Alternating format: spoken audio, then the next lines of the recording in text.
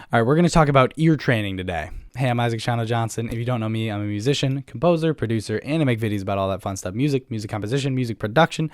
So make sure you hit that subscribe button to see videos like this in the future. All right, so we're talking about ear training, and one trick that I've used, one thing that I've sort of tried to focus on to really improve my ear training skills and just get better at being able to hear music and know what's going on and be able to play it and recreate it on my own instrument, whether that's guitar or piano or melodica or even something like flute or trumpet, which I'm not super great at, but it's another instrument that I play. And this one thing has just helped a whole ton in doing all of that stuff. So we're talking about something I'm calling learning the language. So let's get into it.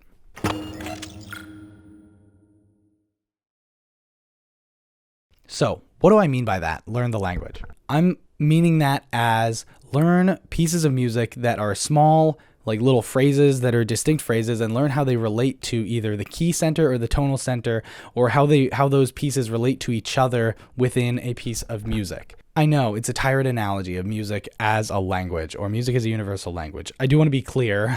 I'm not sure if it was 12 Tone or Adam Neely or Philip Ewell talking about music, but they said music isn't a universal language, but the language of music is universal, meaning that music as an idea is universal, and there are many different distinct languages of music that are being played. So let's start there. Take a look at my video about solfege, because I think solfege is a super useful tool in learning music and getting better at ear training. One thing I think it can help you do is learn the language.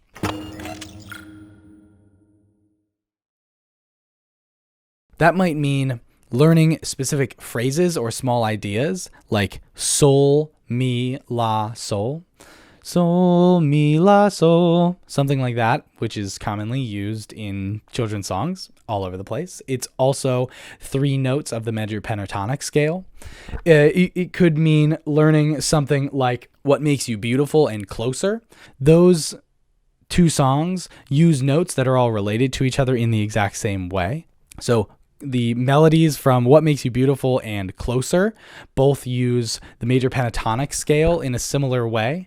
It could mean that. It could mean learning Hey Soul Sister, Going Home, and All Star all use the major pentatonic scale very heavily. They're not the same song at all. They don't sound the same, but they're related in that they all use this one idea. And that's what I mean by learning the languages. Learn specific pieces of music and try and remember them as best you can in relation to whatever key center is being played. If you're doing tonal music or whatever idea is being played, you're trying to think, what are small little words kind of or phrases that are commonly used in this style of music, right? You're thinking, what pieces of language can I learn? How are these pieces of language arranged?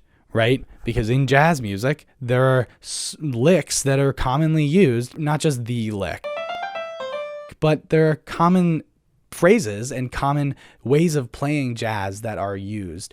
It's basically the things that make jazz music jazz music. All right, so I'm editing this video. It's in the background there.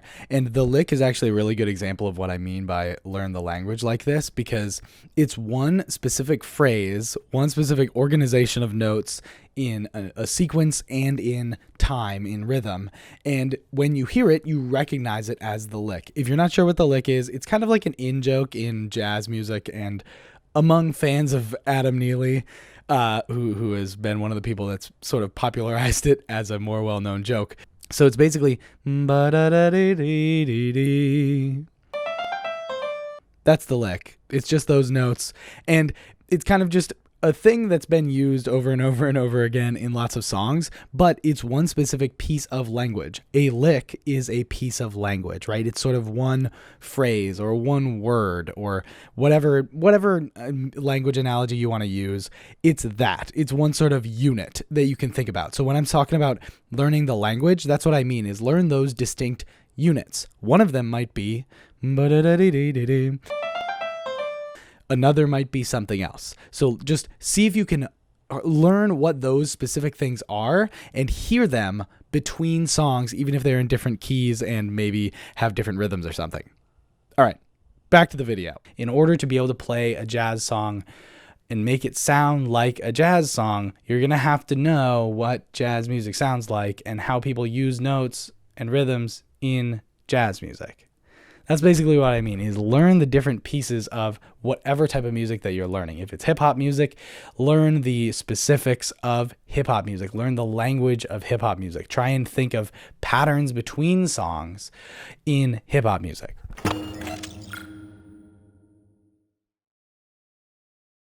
You could do it with solfege. You could do it with Roman numerals as well. So Roman numerals are a way that people use to analyze chord progressions. I have a video about Roman numerals. Go check it out. I'll put it in the card and in the description.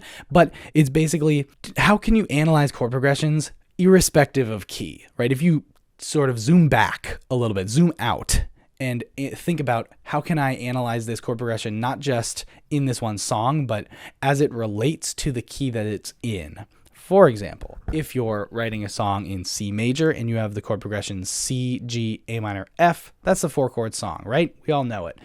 And it's also 1, 5, 6, 4 in a major key, right? So then you could take those Roman numerals and then assign a different key to it. You could play it in, E major, E major, B major, C sharp minor, A major, and it's sort of the same chord progression in that it's related. The relationships between the notes are the same in those two chord progressions, even though the notes themselves are not the exact same notes. That's sort of what I'm trying to get at here, is you're trying to learn the pieces of music and how they're related to the other pieces of music within the music. Oh God, that made no sense, but that's what you're trying to learn. Learn the language. What are the words that are used? What are the phrases? How is the syntax of that specific language work? The structure of the sentences, of the phrases. So hopefully that video made sense. That's some stuff that I try and think about when I'm learning ear training, is not just what specific notes there are, but how is this related to other pieces of music? Have I heard any of these phrases before? And often once you start thinking about this, you'll start to hear similarities within a genre of music. You'll start to learn the language of that genre of music. So hopefully that video was useful. Hope you enjoyed it. I hope you learned something about music. If you did, hit the subscribe button, hit the like button. And as always, thank you for watching. I'll see you next time. Peace.